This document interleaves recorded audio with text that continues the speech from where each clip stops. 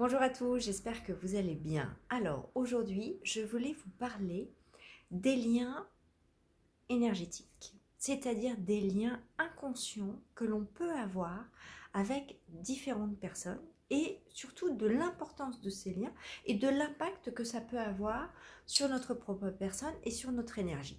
Si j'ai un lien tout à fait fluide avec une personne qui a un lien de bienveillance, un lien d'amour, l'énergie circule bien, il n'y a aucun problème, au contraire, c'est plutôt un lien qui porte et qui, on va dire, apporte de l'énergie. Si au contraire, je suis dans un lien toxique avec une personne ou avec une situation, c'est un lien qui va bouffer toute mon énergie et on le sent très bien quand on se connecte à une personne, on discute, tout ça, et à la fin de la conversation, on est épuisé.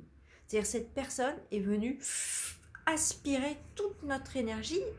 Alors elle le fait inconsciemment, bien évidemment, mais nous, on baisse notre énergie et on se retrouve à plat. C'est la même chose quand on pense à certaines situations.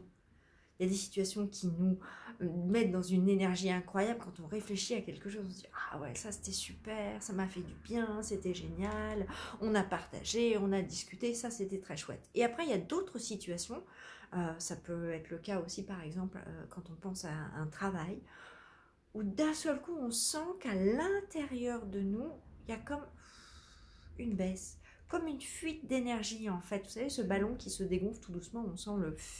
Tout simplement, c'est toute notre énergie qui s'en va, tout simplement. Donc c'est important, parfois, dans notre vie, de se poser et de réfléchir à toutes les personnes qui sont autour de nous et également à toutes les situations qui sont autour de nous afin de faire le bilan. Et en ce début d'année, c'est très important de se poser de façon à prendre les bonnes décisions pour le futur, mais surtout de bien vérifier que les relations que nous avons avec les autres sont des relations qui nous portent. Alors ça ne veut pas dire qu'il faut se couper de toutes les personnes qui peuvent bouffer notre énergie, mais en tout cas ça veut peut-être dire qu'à certains moments, il faut prendre de la distance, qu'à certains moments, il faut se donner la priorité. Même s'il faut toujours se donner la priorité, mais à certains moments, il faut savoir ressentir ce qui se passe à l'intérieur de nous pour bien vérifier en fait qu'on ne donne pas en fait toute notre énergie pour les autres et pas pour soi. Parce que du coup, on peut se sentir dans certaines situations extrêmement fatigué, à plat, cette sensation j'en peux plus quoi, j'ai plus envie de bouger, j'ai plus envie d'avancer, j'ai plus envie de sortir de chez moi. Non. Voilà, si c'est comme ça, si vous sentez qu'il y a ça à l'intérieur de vous, il est venu le temps d'apprendre à couper tous les liens toxiques.